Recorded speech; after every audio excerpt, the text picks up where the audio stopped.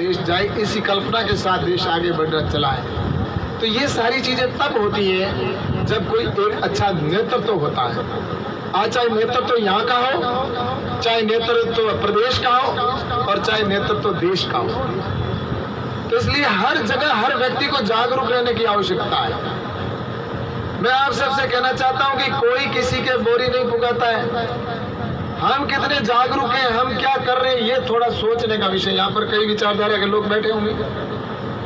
मैं उन सबसे कहना चाहता हूं कि इस देश के अंदर अब वो समय आ गया है, अब वो वक्त आ गया कि हम हमारे देश के बारे में सोचें, व्यक्ति के बारे में सोचना बंद करें। अब कब तक हम व्यक्ति के बारे में सोचता रहेंगे? कब तक किसी पार्टी क्षेत्रीयवाद के बारे में सोचते रहेंगे, जातिवाद पर सोचते रहेंगे?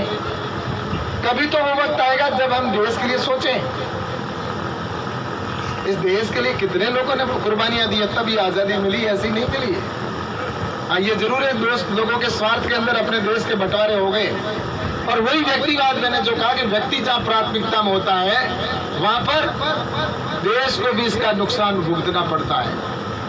चाहे व्यक्तिवाद की बात अगर परिवार में भी आती है तो वह परिवार टूटता है। जहां अगर किसी पंचायत के अंदर व्यक्ति की बात आती है या प्रदेश में व्यक्ति की बात आती है तो उसका टुकड़े होते हैं, उसका बंटवारा होता है। वैसे ही देश के अंदर भी जवाहरलाल जी नेहरू जी चाहते थे कि मैं प्रधानमंत्री बनूं, जिन्ना चाहता था कि मैं देश का प्रधानमंत्री बनूं। दोनों अपनी चाहत के अंदर, उनको देश से मतलब नहीं था, देश प्रेम होता तो वो कभी देश को तोड़ने की बात नहीं करते। इसलिए मैं कहता हूं कि भारतीय जनता पार्टी एक ऐसी पार्टी है जिसके लिए व्यक्ति सबसे लास्ट है और उसके बाद में पार्टी है, और पार्टी से पहले हमारे राष्ट्र है, हमारा देश है। तो सबसे पहले देश, देश के बाद में पार्टी, और देश पार्टी के बाद में व्यक्ति है। लेकिन दूसरे जो उस समय के लोग या जो लोग हैं उनके लिए व्यक्ति पहले है। और इसी वजह से जवाहरलाल जी नेहरू जी यहाँ के प्रधानमंत्री, भारत माता के 2 टुकड़े किए, और टुकड़े के अंदर कितने लोगों की जानें गई। उनको इस बात की परवाह नहीं थी कि कितने लोग मर जाएंगे इस देश के अंदर। भारत का बंटवारा हुआ, बंटवारे के अंदर कितने लोगों की जानें चली गई। इस देश के अंदर उस समय कितना खून खराबा हुआ होगा, क्या परिस्थितियां हुई होगी। आज हम कल्पना करते हैं या उनके चित्र देखते हैं तो हमारी आंखों में आंसू आते हैं। हमारे भाई एक दूसरे से किस तरह से बिछुड़ गए, कोई पता नहीं चला कि वो भाई रास्ते में कहां अलग हो गया। एक परिवार ही 2 जगह बट गया, एक पाकिस्तान में रह गया, दूसरा परिवार इधर आ गया, कहीं गया, कोई पता नहीं चला। आज आप सोच लीजिए कि अगर आपके परिवार के अंदर आपका भाई अगर बिछुड़ जाए, अगर जोधपुर जाते हो और जोधपुर के अंदर आपकी बस से मिस हो गया, अगर एक भाई अगर कहीं बेटा पीछे छूट गया तो आपके दिल पर क्या गुजरती है। वो तो हमेशा हमेशा के लिए छोड़ के पीछे रह गए। उनको ये नहीं लगा उस समय, सिर्फ एक ही स्वार्थ था कि जो मरे उससे हमें परवाह नहीं है। हमें प्रधानमंत्री बनना है, देश के 2 टुकड़े करने। और जवाहरलाल जी नेहरू यहाँ के प्रधानमंत्री बने और जिन्ना जाकर पाकिस्तान का प्रधानमंत्री बना, और उन्होंने अपना व्यक्तिवाद चलाया। उन्होंने वो चाहते तो भारत के टुकड़े नहीं होते। आज भी तो हमारे हिंदुस्तान के अंदर सब साथ रहते हैं। अब तकलीफ नहीं तो उस समय कहां तकलीफ थी। हमने तो कभी मांग की नहीं थी उस समय जब भारत की आजादी की मांग कर रहे थे। आजादी के दीवाने सुभाष चंद्र बोस, भगत सिंह, सुखदेव, राजगुरु, अशफाक उल्लाह खान, ये सारे जब मांग कर रहे थे पूरे विश्व के देश के अंदर, जब आंदोलन चल रहा था क्रांति का, भारत को आजादी दिलाने का, उस समय तक तो देश के अंदर बंटवारे की बात ही नहीं थी। उस समय तो अंग्रेजों से मुक्ति चाहिए थी, यही तो चल रहा था कि अंग्रेजों भागो, अंग्रेजों हिंदुस्तान छोड़ो, ये चल रहा था। लेकिन एक ही रात के अंदर ऐसा क्या हो गया, या कुछ 1 महीने या 15 दिन के अंदर ऐसा क्या हो गया कि भारत के 2 टुकड़े हो गए। ये मांग किसी की नहीं थी। उस आजादी के दीवानों को पता नहीं था, जो हंसते हंसते फांसी पर झूल गए, उनको नहीं पता था कि हमारे देश का बंटवारा होगा। अगर ऐसा पता होता तो वो इस तरह से नहीं जाते। लेकिन इस देश को संभालने की जिम्मेवारी मैं यहाँ पर बैठे प्रत्येक व्यक्ति को कहना चाहता हूँ।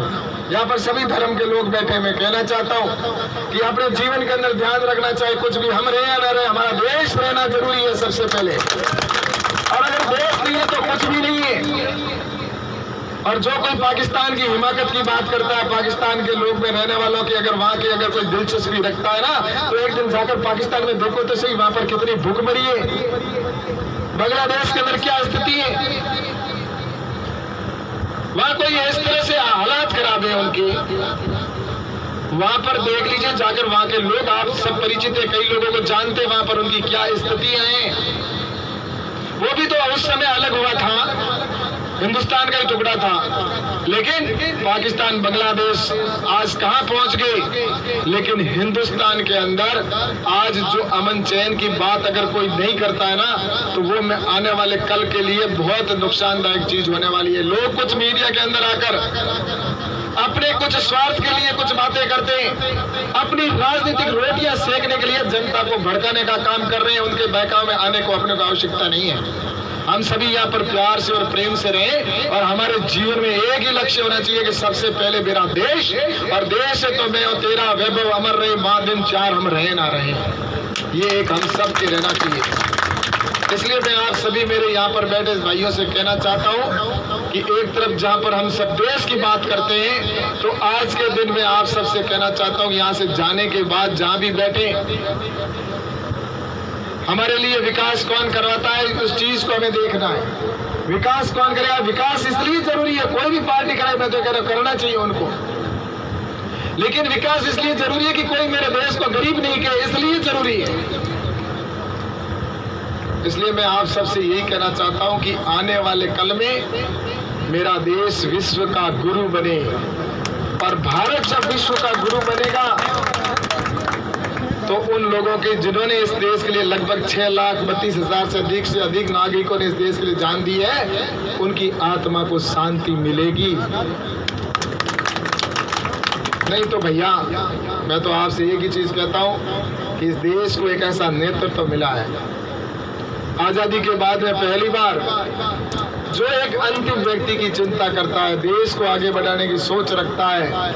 आज फाइटर प्लेन हमारे बॉर्डर के ऊपर, सड़क के ऊपर उतर रहे हैं, देश की सीमाएं सुरक्षित है। विश्व का सबसे चर्चित चेहरा अगर कोई है, अभी एक सर्वे हुआ, उस सर्वे में ये पता किया कि सबसे ज्यादा पॉपुलर व्यक्ति कौन है, जिसकी सबसे ज्यादा विश्व में ख्याति है, सबसे ज्यादा चर्चित व्यक्ति कौन है, तो उसका नाम आया। तो देश के अंदर जब सर्वे, विश्व में सर्वे हुआ, तो 75% लोगों ने नरेंद्र मोदी जी को कहा कि ये सबसे विश्व का प्रसिद्ध और चर्चित व्यक्ति है, विश्व का एक नंबर चर्चित व्यक्ति है।